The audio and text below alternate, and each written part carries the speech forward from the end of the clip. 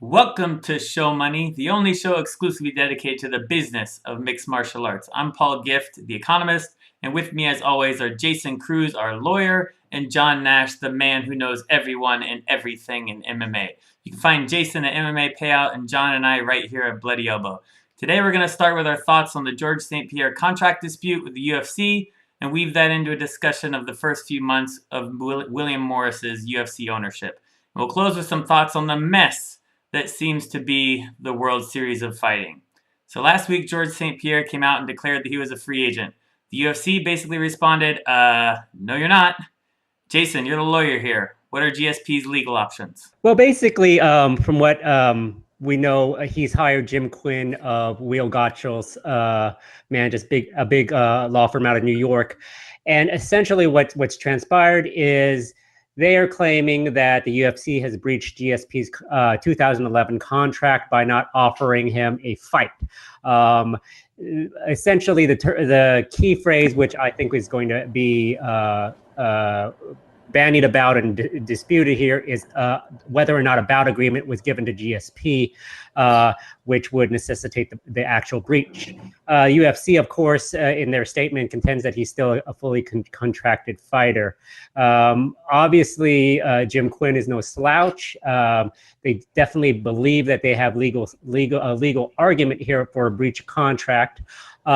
Interesting enough, there's several options, obviously. The one, of course, is perhaps this is legal posturing to facilitate a new deal for GSP, which would mean more money, more options for him, things of that nature. Or it could mean that the parties go to a lawsuit filed, which would probably mean that the UFC would request an injunction from preventing from GSP from being a free agent. Whether or not that happens will be an interesting case. I think it's similar, not the same, as the Rampage Jackson deal, where he claimed that Bellator breached his contract and therefore he could go to the UFC. We have some different facts here, but essentially we have issues related to whether or not there was a breach of contract. Obviously, there's some other factors thrown in here. We could discuss there. Since GSP last fought in 2013, we had the Reebok deal, which whether or not he signed an addendum to agree to that, and also the USADA UFC anti-doping deal policy. There was an addendum to that, which I believe the fighters had to sign. But we could kind of talk about that as well. So what are your thoughts on GSP's options, John? I mean, he has it. I guess it depends how serious they are. Yeah. I mean, right now, my guess is it's he's doing this just for the publicity for public relations, that this is a move to somewhat embarrass the UFC to grant him a new contract. There was some talk that he wanted a $10 million offer that he shot down. And I know from some sources that the offer, they weren't asking for $10 million, GSP and his people, but they were asking for a large sum of money to offset the previous contract that gave him his own sponsors. That amount of money would probably equal 10 million if it was a big, usual, 1 million type pay-per-view seller. But it was, the guarantees were much lower than 10 million. But so it sounds like he's trying to get the UFC to comply and grant him a new contract, and basically giving them a threat that if you don't, I have other options. The next step is if the UFC doesn't give him a new contract, does he file? My guess is I don't think he would have gone this far if he didn't have a plan to file. And I think the next step, if the UFC doesn't give him a new contract, which they very well might, is that you'll see a lawsuit filed in Nevada, because that's where he has to do it. And then it gets more serious. So that's his options right now. I guess we'll see how serious he is if they end up filing, or if the UFC takes him so serious, they offer him a new contract. Jason, let me ask you really quick. Do you think it's better for GSP in terms of strategy to preemptively sue the UFC or wait for them to sue him? Maybe we don't believe he's going to sign a deal with another promotion, but maybe do something where they have to sue him. Well, I think if he does sign a deal with a new promotion, obviously the UFC is going to file a suit. But it's interesting because I believe it was the ESPN article talked about how Jim Quinn, GSP's attorney, gave a 10-day deadline for the UFC to comply with some sort of fight agreement. Seems like an artificial deadline to me, unless there was something in the contract that provided that some sort of relief like that. However, sorry to interrupt. There is a 10-day in the contract. They have 10 days to oh, okay, there you go. Whenever there's a disagreement on the contract, they have 10 days to remedy it. That's what's according to the contract. So there you go. And obviously, it sounded like the UFC complied with it on the last day with some sort of thing that was not acceptable to GSP's legal team. But in terms of whether or not they are going to be the first to file, I assume so. I think though with these types of cases, one thing as counsel is to let GSP know you're going to have a counterclaim.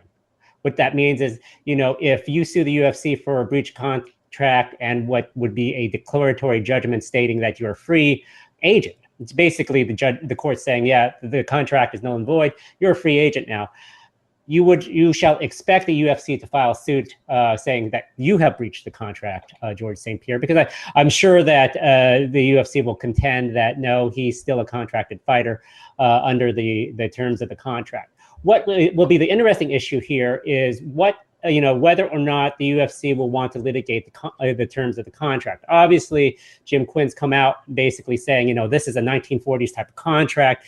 These types of clauses are ancient and should be stricken. So what that could mean for future their future contracts could be an interesting perspective that they might want to consider. Right, and there was a question to me. Go ahead, John. Oh, I was just going to say that's why I think that's GSP's plan and his team is they think the UFC will cave in because the UFC does not want to go the route of actually having these contracts tried out. I mean, to go to trial and have a decision on them if they're all the provisions in them are legal or not.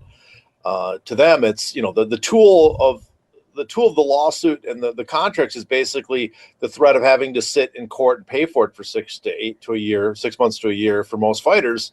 Well, for GSP, that's not a problem. He's retired and he has money. So I think that's what they're kind of counting on is the UFC to cave in.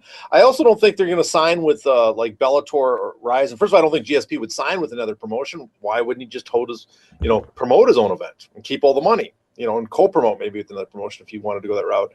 But I don't think they're going to go ahead and sign with another promotion like Rampage did with Bellator and then file an injunction because, correct me if I'm wrong, if that happens, then the UFC could ask for a bond be placed on GSP for damages, and that bond would total millions for someone like GSP. It could. It would depend on what the bond would be. Yeah. Yeah. So I think if they're going to go the lawsuit route, they're going to settle his contract first before they start planning on any events with GSP. But I think they're counting on the UFC to cave in because they don't want to see that case go to trial. But we do. Oh, we do. We definitely do. All right. So how much of a role do you guys think you've been hearing a lot about Reebok and Under Armour?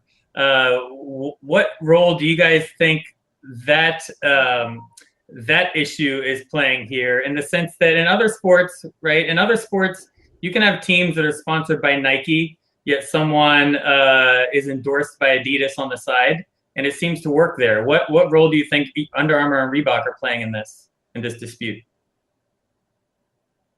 I think it plays a part. I mean, I don't think it's as big as people think. I think it plays a part in the sense that from my understanding, the UFC has sponsored deals with their major sponsors that they actually give to the fighters, that they parcel out to fighters.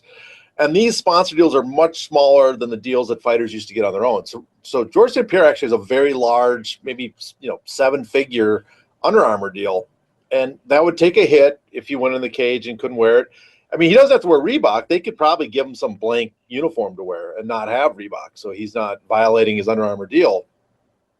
But my thinking is it's not just that and the finances, it's the idea that he actually just wants more money. He thinks he's worth more money and he sees these changes and this gives him an opportunity to ask for more money because you have to do something to satisfy my previous contract that's now been changed.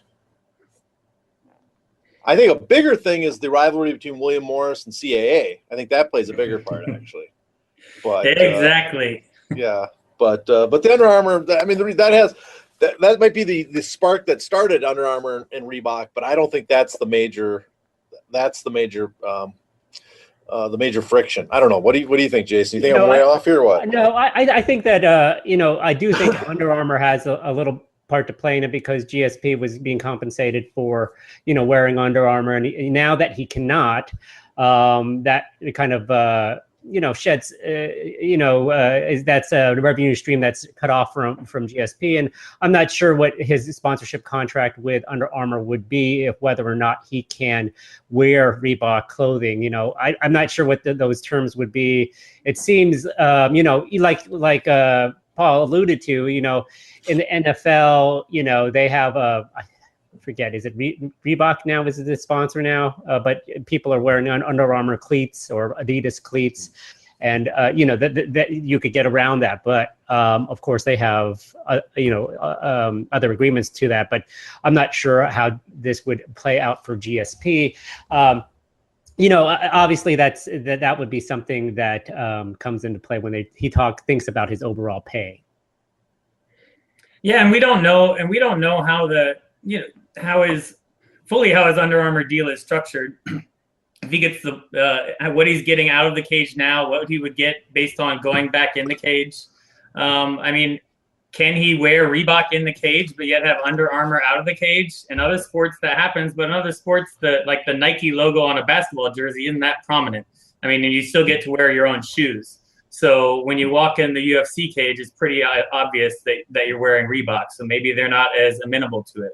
But so we don't know exactly the details of his contract and how it would be affecting him financially. Yeah, but it feels like he's using this opportunity to try to get more money. And just to clarify for everyone, John, GSP is with CAA, not William Morris, correct? Yes, he's a CAA client. William Morris owns the UFC now. William Morris represents Chris Weidman, I think they represent, but also Ronda Rousey. So there's some weird friction there probably, because CAA and William Morris are very famous rivals in Hollywood, bitter rivals, just like each other immensely. So you never know what effect that's having on these negotiations. If GSP was a William Morris client, do you think this would be happening right now? No, because he'd have a deal with William Morris's other client, their partner in Reebok, probably. Kind of like what Ronda Rousey has. She has a Reebok deal. She has a monster deal. It's amazing how Ronda Rousey has contract with all the sponsors of the UFC that William Morris now owns. And there we go. And that brings us into William Morris, right? Yeah. Back in July, they bought out the UFC. Combination of equity, combination of debt, which we'll talk about a little bit later, but for $4 billion. And all of a sudden, we've been seeing some changes, right? We've been seeing GSP saying that the negotiation was going fine until WME purchased the UFC. We've been seeing layoffs. They didn't just happen recently; they've been happening. If you've heard from other people of the UFC, they've already been happening. But I guess there was a big round earlier this week. The layoffs that were coming, and it took out some pretty big names. What else am I missing with WME now they've taken over? They have celebrity owners they brought in. Oh yeah, celebrity owners. And the big question is how is it going to affect fighter pay, right? A big question is how is it going to affect fighter pay? There's the issue with the Federal Reserve not warning WME, but they were warning Goldman Sachs and the investment banks that arranged the financing for WME about the terms of that financing. So there's a lot to unpack here. But what's been your impression? Let's start with you, John, of WME, and what do you think is the biggest issue so far? I mean, for one thing, WME is inheriting a lot of problems left over from the previous administration. WME is Zuffa because they bought Zuffa. But we'll call Zuffa the previous owners, the Fertitta brothers. Okay, so Zuffa, they've inherited a lot of problems, and those problems a lot of them are with the fighters and the stuff they inherited an antitrust lawsuit. They inherited disgruntled fighters.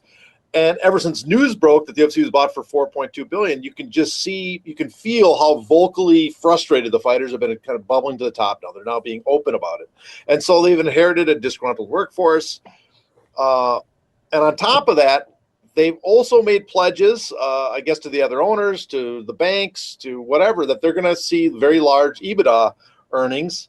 And so they're trying to increase their EBITDA from what the UFC, the EBITDA is your earnings before interest, taxes, interest, depreciation, amortization. So it's basically all your earnings before you take out some of the costs of doing business. It's after your costs of doing business, but before all the other, taxes and like loans and stuff for people that don't know what EBITDA is. So it's their earnings. They have to increase their earnings to make everybody happy. So they are right now cutting a lot of, I guess, dead weight. They think they're bringing in their own people. But on top of that, there's expenses that William Morris brings to the UFC that adds to it. William Morris is collecting a $25 million per year managerial fee for running the UFC. William Morris gets a huge bonus payout if by next summer they get the earnings up to $275 million. They get $175 million bonus. So they basically get all the remaining money after you pay off the interest for the loans that go to the Fertittas. They get all that, and the year after that, they get another big bonus. They hit $350 million. So what this tells me is that the UFC is getting more and more profitable, but there's not going to be much money available for stuff, the luxury of like foreign expansion, fighter pay, definitely fighter pay, and for keeping a large workforce. So we're going to see a trimmed and almost a cost-cutting UFC making a lot of money. I think that's their plan for the next couple of years. Yeah, I mean, and some of those costs are expected. I mean, yeah, when a company like WME buys you, you know that they're gonna try to streamline a bunch of things and use the resources that they have. Especially since you would hear some things about UFC inner workings on the back end that wasn't always extremely positive. Not all the time, but sometimes. So that they would want to do that. But the funny thing is, right? Before the purchase, I mean, there was always talk about the UFC being valued at like what $2 or $3 billion anyway, but it's the second that an actual purchase goes through, nobody was really saying, hey, this company is worth $2 billion. I'm not making enough. But the second it actually happens and someone pays $4 billion, everyone's like, holy crap, I'm really not making enough. All of a sudden it becomes this big issue. Whereas when they were just on paper valued at $2 billion or something, it didn't really seem to matter that much. And I don't blame fighters. I would be sitting there saying, "Where's my money?" as well. But all of a sudden, because the UFC has this value, to think that that's going to equate to fighters can make more money now. That's not generally how pay works out. And it's I guess people are going to find that out the hard way. Yeah, and I do think that it's happening faster than I had thought. I thought that these changes were going to occur gradually over a year's time, and here we are 3 months later, and they have cut the workforce dramatically. We've seen a lot of changes go on internally. It's interesting to me that what had made the UFC such a strong brand was the fact that they kept a lot of things internally, like the production of all their UFC countdowns, and all of those things were done in-house. And it seems as though those people, at least a portion of those people, are going to be gone. Same thing with the international expansion; those things are going to lessen. My theory about that is that they're going to focus more on big shows domestically, because that's where the money will go. They've had three or four big shows this year, all happening in Vegas. And you notice that a lot of these people, most of the pay-per-views are emanating from Vegas now. And because I think that's where they can draw the most money. It's cheaper for them, and probably would hopefully drive up for the revenue for the new owners. My thinking is, the weird thing about William Morris taking over, they took over this brand that was supposed to be this global, world-dominating brand. That was what it was sold as. And what William Morris seems to be doing is, for the next 2 years, is a cash grab. They are they're laying people off. That makes sense. You want to cut dead wood or redundant work, or you can do it better. But they're laying off a lot of their foreign expansion teams, the teams that work in foreign countries. And the word is they're only going to do like 35 events next year. They're going to cut back, and they're going to greatly cut back foreign territories. Brazil, supposedly only 3 shows planned for next year. I don't know if that's true, but that's what I heard. Only 3 shows. So they're cutting back their foreign market shows. So it's not the idea of growing the brand and making it bigger. The idea is contracting everything to make it as profitable as heck. And even then, the profits aren't necessary to cover the loan. The profits are being made for the next 2 years, so William Morris can collect those big bonus payments to themselves. And that's sorry, what's up? No, and there is, I think there is going to be a version of expansion, but it seems like pulling back on the shows. But from what I've heard, from what I understand, William Morris now has a UFC division, and they're brainstorming projects, as many projects as they can think of that have value that would go up. So it seems like the expansion, what you guys are talking about, the contraction of shows, that they have a financial incentive to get the UFC's name out there, to do, like we said, you saw in the Fed warning about the ad backs. It said cost cuts and more licensing, right? So it feels like the expansion is not going to be on the fight side, on the show side, on the event side, but in the trying to make deals side, trying to work deals with their division, trying to get the UFC's name out there, trying to strike deals that way. What was interesting too about those ad backs, though, that in the next year, those ad backs, remember, according to a Wall Street Journal, $48 million in ad backs were going to come from new licensing and TV deals. So only 48 million in the next year or so are going to come. This is before the new TV deals kick in 2018. So the next year, to only 48 million are going to come in from new opportunities, new deals. That additional 150 million they're shooting for in ad backs apparently is coming from money of expenses they're already paying in the UFC. So I'm curious where we know where part of it is. It's coming from the salaries and the pay of a lot of the people they're cutting off, and the foreign properties they have for offices. They're saving money there. I don't know how much they're saving, but somehow they plan on getting at least another 100 million out of the UFC, out of the revenue streams they're already getting for the UFC. Yeah, my sense on it is that correct me if I'm wrong. I mean, I don't think anybody knows if I'm wrong, but my sense is that was more on the TV side. But you can also just strike new business, and that the Wall Street Journal isn't going to put every possible deal they're trying to work on, right? You've got cost cutting, you've got what you think you're going to get from new TV deals, but then there's all that other new business, all the other little things that you're trying to do. That's my sense. That was my take on it. I don't know. You guys have a different take? I just thought that a lot of that had to do with their belief that they can strike up a big television contract with respect to when they're up again. So that's pure speculation. In my estimation, is it could be a huge new deal with Fox or maybe ESPN, but it could also be not as big as you thought. I mean, you think back, if everyone was thinking about the WWE thought it was going to strike it rich with a huge new deal, and they didn't come up coming up that big. The other thing, though, is maybe with a deal, maybe they're going to parse it out with the digital. Maybe they'll do those types of licensing deals with online stuff. I don't know how much they expect more from Fight Pass, but those are other options too. I just want to say the new TV deal doesn't kick in 2019. They're expecting close to 300 million in EBITDA next year. Yeah. So they're expecting 350 in 2018, the year after. So they're on the current Fox deal. They expect this huge EBITDA, and from ad backs, most of it. So my guess is that there's expenses the UFC had for executives, whatever, that lowered that EBITDA to what it was, and removing that will right there add 50 million or something like that, and then they'll find other ways to add more and more. So I'm sorry, I just don't see a big deal in the pipework next year that can add 100 million out of nowhere. Here's where it's going to come from. So I just cut the cord and don't have cable anymore. So my pay-per-view buys are going to come directly through UFC Fight Pass. Oh, so yeah. Instead of getting like $30, they're going to get $60. Yep. So that's going to add up. Yeah, that's an extra $30 to UFC times how many shows per year? Boom.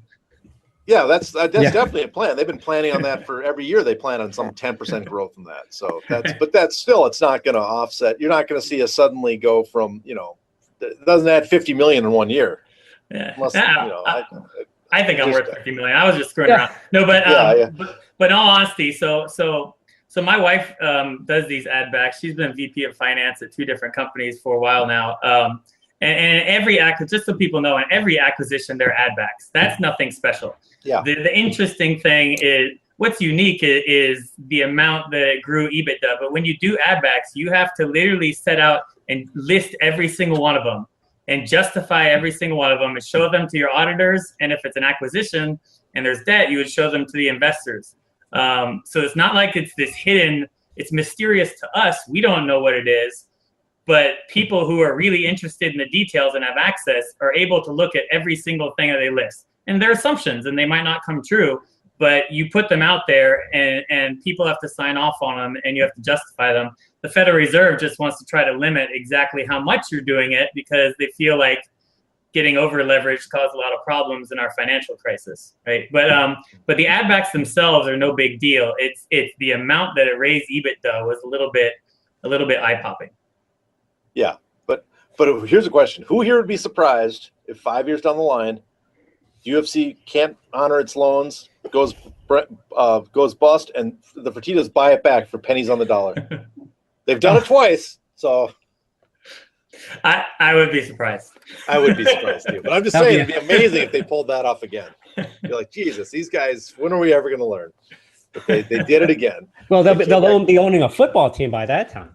Yeah, well, they fold together. I don't know. They might. I guess Adelson is the rumored now the guy going to be owning the football team in Vegas. So another casino guy.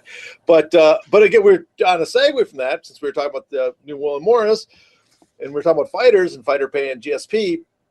That's a big conversation. A lot of fighters are hoping for more money, and there was a lot of optimism, or at least cautious optimism, with the new owners that they would start getting paid more. And based on this, I think, would either of you guess that pay raises are on their way? Paul, you first. No. There we go. Me neither. No. I mean, look, the driver of pay is always the revenue you generate. You get those rare examples where an owner makes a lot of money and will give, like, what's that one company? I'm trying to remember the name of it, where the owner made a ton of money and ended up giving 20% ownership to his workforce, his or her workforce. I don't remember who it was, and I don't remember the name of the company, but it was like a gift. Just, here you go. All right, that's rare. Other than that, I mean, it reminds me of when people talk about how much money Walmart makes and what they pay their workers. But and we could get into a separate argument on that. But at the end of the day, it's always about your revenue, and it's the revenue they're driving changing. And maybe if this business can grow even more, but I mean, there's no real economic reason why, with the company worth $4 billion now, that's going to move its way to fighters if the actual eyeballs you're driving and revenue you're driving isn't changing. Jason, what about you? Yeah, I just don't see it. I don't really think that it was feasible. Although obviously there's that inkling, initial guttural reaction when you see that they'll have new owners, that perhaps that they'll honor their workforce, and other factors like the lawsuit and fighters speaking up, that there would be some sort of at least throwing a bone to fighters. But from the business perspective, you just think about that. I don't think that fighter pay was going to be elevated in any kind of huge respects. I mean, I did think at a certain point that they would go up a little bit just to appease the masses, so to speak. But from what we've seen in the past couple of weeks, I don't know how. I don't think that it's going to be happening anytime soon.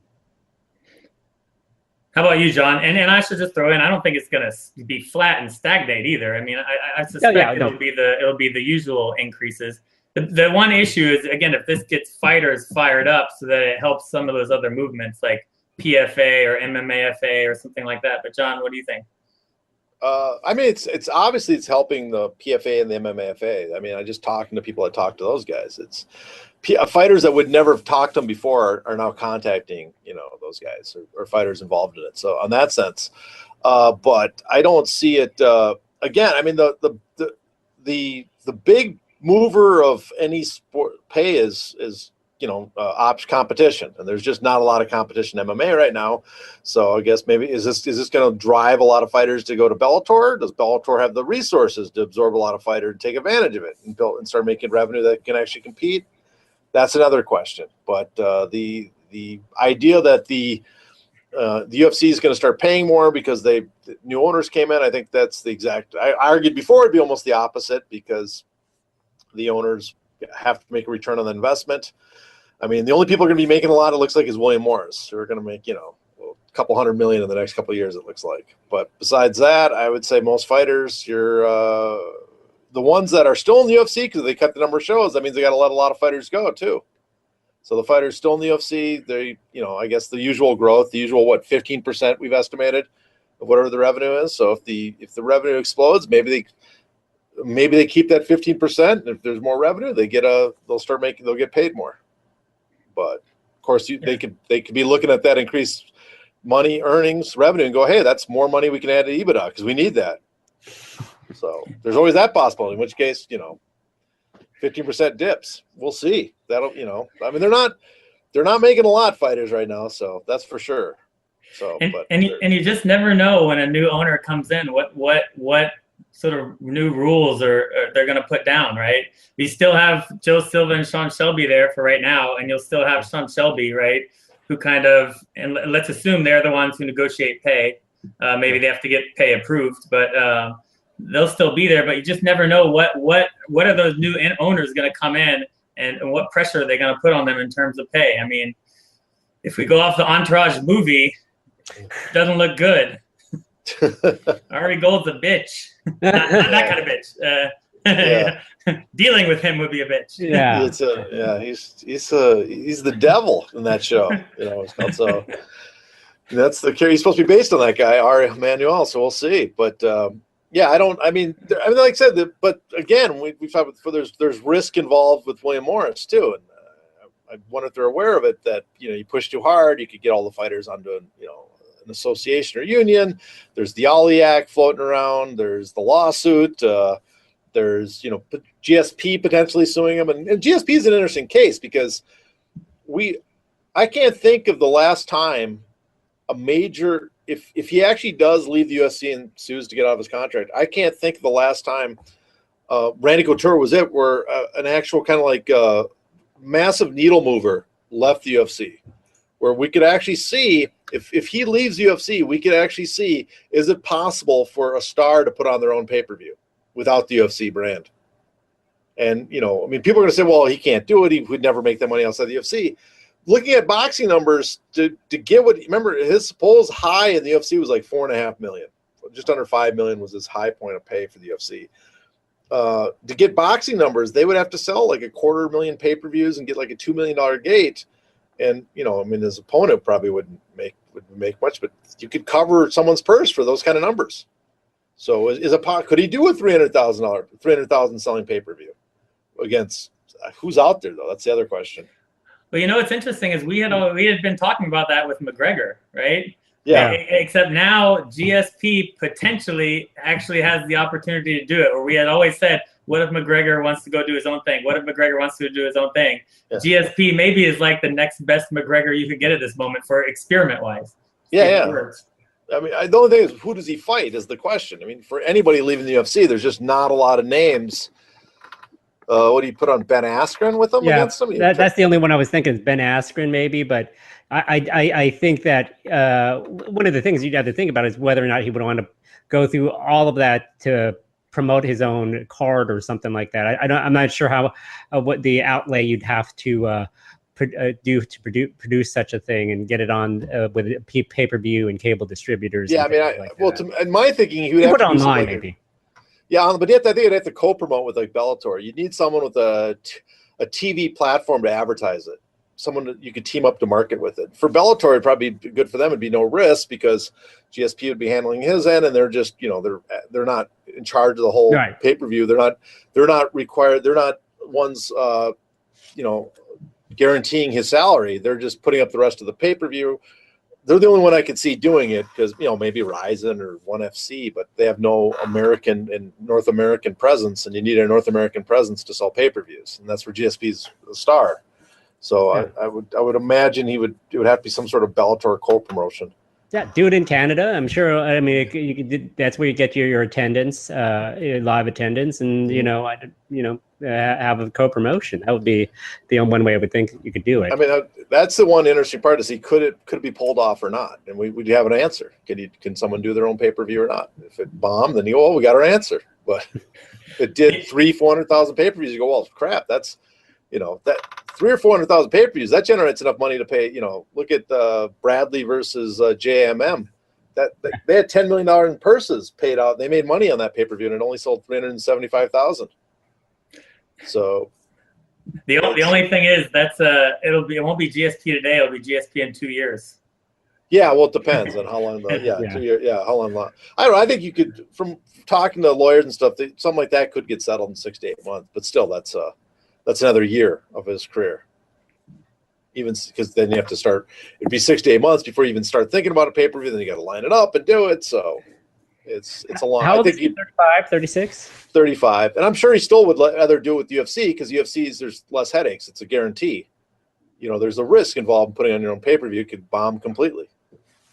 So, there's no guarantee he's going to walk, unless someone's, whispering in his ear and says, we will guarantee you 10 million. I don't see why you'd want to take that gamble. Right. So, but it would be interesting. We talked, like I said, we always thought McGregor would be the guy, would try something. So what do you think? So what do you think? GSP fights in the UFC next year? What do you think? I think he fights. I think he signs a deal. UFC offers him a deal. Maybe not fully what he wants, but a lot better than what he's currently getting. They cave in, and he comes back and fights in the UFC, and he fights Nate Diaz or something, or Robbie Lawler. Jason, what do you think? Next year? Yeah. I think that cooler heads will prevail, and that they'll get a deal done. And this is all just what they call saber rattling. And GSP will sign a deal probably sometime in the spring of 2017. Yeah, I think so as well. I'm not even sure if we're going to see a lawsuit. Who knows? Maybe we will. But yeah, I don't think we will.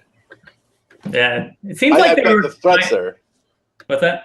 I said the threats there. Yeah. There's a possibility we'll see a lawsuit, but I just think the UFC will come around and make him a better offer. It feels like they were kind of close, and so I think we'll get there. Anything else from the UFC and WME before we transition to World Series of Fighting? No, don't think so.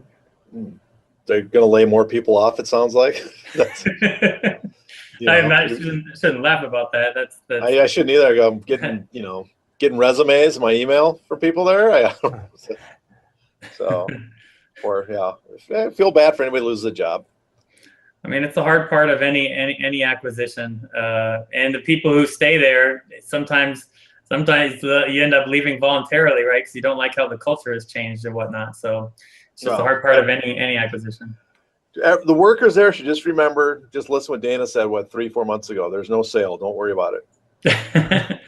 Well, hey, speaking of that, we've got another promoter saying nothing's wrong. The rumors of our demise are overblown. We are canceling our next 2 shows because we want to put on one awesome show for you guys. That promoter is called the World Series of Fighting, who I put out an article about today, and Mike Russell put out something today. I would ask people to go read it if you're interested. And John has done work on this in the past. I have done work on this in the past. They seem to be like I don't know, how would you describe them? What analogy would you give for them in terms of MMA promotion? Analogize them to something. What would you do? I'm putting you on the spot. We didn't think of this in advance. They're the Washington Senators to the Harlem Globe. Now, who's the Globetrotters enemies? The opponents, the Washington Generals. They're the Generals of MMA. John Nash said that, ladies and gentlemen. There you go. It just reading through what you guys put, you and Mike Russell, great job, guys. And then the prior stuff from John. It basically seems like it's a bunch of folks that just thought that it would be kind of cool to own a MMA organization, but there was no plan as to how to fund it and how to plan it. And so you got all of these dysfunctional parts, and just reading through the article, you just shake your head and say, how is this possible that these people are doing these types of things? I mean, you do definitely need some sort of diagram to kind of, or flow chart to figure out who is suing who and what are the claims and where's this money. It's really, really difficult. And it's, the Ali stuff is very easy to discern, but like the whole intertwining thing is just ridiculous. I mean, to be honest, I had to read the article twice to figure out what was going on, just because there's so much, ridiculousness going on. The text messages for us. I mean, read Paul's article just for the text messages. I thought those were interesting. There's actually more in there that I left out. But go ahead. I mean, what owner of a major company doesn't ask for nudes on a text from someone to send them photos? I do that all the time with my coworkers. Hey, send me a nude. Just normal everyday business stuff, purely professional. It's not coworkers, it's co-owners. Go ahead. Yeah. Well, yeah. I do with everybody that I hire to work for me. I just attach your resume a nude. That's the only way I know I can trust you that way. But no, I mean, again, that's an allegation. We don't know if that's true. So it is unfair to say that was, but there was a text message attached that made it, that at least suggested that's true. There's been stories for years now about how it's no lie. I guess a lot of guys love Ray Sefo. But there's a lot of complaints from fighters that they just feel abused, and all the complaints you used to hear from Bellator and the UFC are even worse with World Series of Fighting, because like they say, they sign on with them and fighters just don't feel like they get promised stuff, or they even have their contracts in World Series of Fighting just either because they don't care or they just can't do it. They don't honor the agreements, give them the fights they're due. So for the fighter point of view, it's sad. For the promotion point of view, I always had a sense that they jumped in. It's after they made the promotion after Strikeforce got bought out. My idea was always thinking was it felt like these were guys who, some people that knew MMA and were interested, and they convinced other people to put money into it, thinking it was a quick turnaround. That hey, look, Strikeforce made this much money in this short period of time, even though they never blew big. They made a huge profit, actually. We could do the same thing, or that, it's so easy to make it MMA promotion, because there's going to be all this talent floating around because Strikeforce is gone. There's going to be an opening to maybe get on Showtime, without realizing that there's so many barriers of entry to even get to that place. And now they've realized it's like, well, we've never progressed beyond this this one step above the regionals, and we've never advanced to kind of a national promotion or international promotion, and it's not going to happen after who knows how many millions upon millions they've spent to get there, or just get where they are, which is a step above the regional level. So I'm not optimistic about their future. I'm sad to say. There's probably some nice people working there, but when you read those reports, it does sound also like they are willfully turning a blind eye to very terrible business practices at the same time. But who am I to say? I screw up on my business all the time. So you're not the only one. Yeah, I mean, over sinking $7.5 million in a failed venture. Who doesn't do that? Well, that's what I was gonna say. It really feels like someone or a few people are just taking a hard lesson right now in sunk costs, and like throwing good money after bad. It feels like they're saying to themselves, we've got so much we've already invested, we can't let this go. It'll turn around, like when you buy a stock and it just plummets. Like, it'll come back, I know it. With the gambler's dilemma. The gambler's dilemma, yes. I'll win that money back. Don't worry. Just another 100. Another 100 down or something. Yeah, I've done that where I've invested more, invested in my bit more and more. That was terrible money. Like, why did we do that? But we've all done it, and better, and everybody does it. It just feels like it's hitting someone for millions of dollars now. Yeah. And that's great. I mean, I just don't see they cancel the two events. They have a New Year's event. I don't know how you could be optimistic to even have that New Year's event. I mean, maybe you should be but I don't know how that turns things around. They have a New Year's Eve event coming up, and then that's supposed to turn things around. They apparently are not making any. It doesn't seem like they're making any money off their shows. Ticket sales, just based on whatever we get, seems very low. That can't be paying the bills.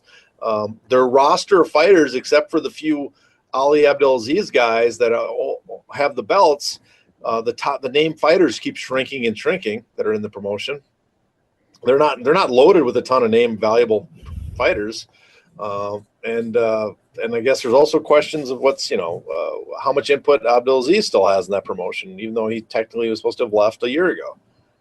And is there really a Nevada Athletic Commission investigation going on about that? I have my doubts about that. Right. So this New Year's show.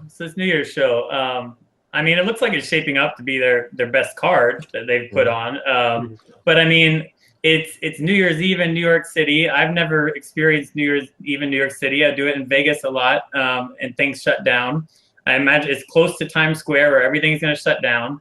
Times Square, I think, is shutting down at 1:30 in the afternoon, and this is a daytime card. But you're competing against the college football playoffs. Yeah. So what does that mean right away? You don't get any casuals, none, zero. They're all gonna be watching college football. All you're getting is hardcore viewers. That's it. And then for attendance, I mean, are you gonna be able to leave? That's the big issue for Vegas, right? If you do anything on New Year's, it ends at like 9 or 10 o'clock at night. You can't leave. You can't go back to your hotel. They're all shut down. This is different in New York, but it might be, I assume it's just gonna be so crowded and so packed, people are gonna ask themselves, how am I gonna be able to get home? Or how am I gonna be able to go to wherever I wanna go next, right? What do you guys see about this show? What do you think? I mean, it just, even though the card looks good, I have a lot of doubts about it. The difference in Vegas too, people that go to Vegas are out of towners that go to those shows mostly. And then, so if you're at a show out near the Strip and the show ends, you just walk out the Strip. You don't care what's going on. You're just going to walk out and party for the rest of the night. You could possibly pull that off. But in New York, you're not drawing. There's tourists that go to New York for New Year's Eve. They're not going to go there for the World Series of Fighting fights. It's going to be locals, and they're like, am I going to put up with the massive traffic jam to get in and out of the city on New Year's Eve to go see this card? I don't see it happening. Right. I just don't. Yeah, it's going to be hard. I mean, in theory, it sounds like a great idea to put it on December 31st in New York, because it's the first time in New York. You have it's a celebration. People, it's going to be on NBC, but like you allude to, you're competing with the college football playoffs. People are going to be off of work or getting ready for New Year's Eve somehow. So it's going to be a hard hit. Spike did it last year with the Rising card, a tape delay, and they did something like 136,000 viewers. And I could only expect maybe you get a little bump because it's NBC and somehow somebody lands on it. But it's in theory a great idea, but practically it probably won't draw as many people. I don't know if they're going to paper the show so they give away free tickets so people just come in before they go on their New Year's Eve thing. You'll probably get hardcore people who want to see MMA, but it's going to be hard because everything's going to be all jammed up for New Year's Eve in New York. Yeah, the problem with World Series of Fighting too is that there's only hardcores are going to watch them to begin with. It's I am obsessed with seeing Jake Shields fight John Fitch. People laugh at that. That's one of my all-time dream fights because two of the two best grapplers and the second best welterweights of the GSP era going at it. But that's not a fight that's going to get wide mainstream appeal or even semi-casual appeal. That fight actually, to me, should be put in the San Jose Bay Area because at least they have fan followings between the two camps. There's a history between fighters. The camps out there make sense in the Bay Area. It doesn't really make sense in New York. And the World Series Fighting problem is UFC's the brand. Everybody knows the UFC. Bellator's brand probably isn't that good, but Bellator has name fighters. They have Chael Sonnen, they have Tito, and they have Rampage, and they have just a lesser degree King Mo, who's a star. They have people that the general MMA, the more casual MMA fans know and are going to tune into. World Series of Fighting doesn't have that. They have guys that only hardcore fans are really into right now, and so I don't. And on top of that, you put an event in a place that they're going to be overlooked and overshadowed by everything else going on at that date. To me, it's a recipe for disaster. I guess it's the only thing better is at least it's not on the same day of the New York card, the UFC 205, which was the previous one, but they at least canceled. They're going to go up against that. Which, it feels like they're doing it. I mean, yeah, it feels like they're doing it just because they're trying to say they're at Madison Square Garden, even though it's a theater. It feels like they're trying to build the prestige, and then you have to ask yourself, why are they trying to build the prestige? It doesn't seem like there's any way in hell that they're going to make this thing profitable, even this show. Even though I personally love the card, Justin Gaethje fighting anyone, I'll watch. Like you said, Shields and Fitch, awesome. Marlon Moraes, I don't remember who he's fighting, but I love watching him.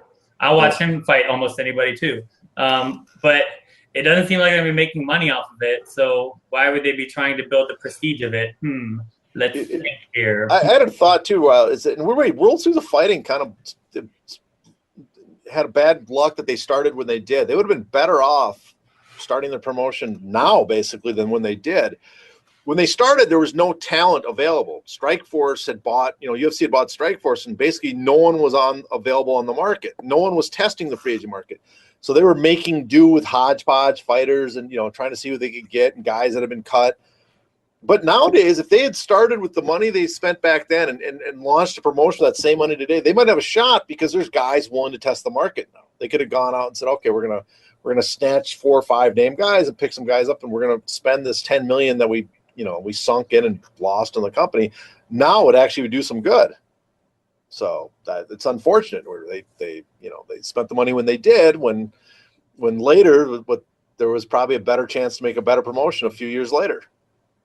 Yeah, I agree with you. Maybe they can get a do-over. So. Sorry, world. We'd like our money back if you don't mind. Oops. All right, well, that's all the time we have for today. On behalf of John Nash and Jason Cruz, I'm Paul Gift, reminding you keep doing business as usual. We'll catch you next time.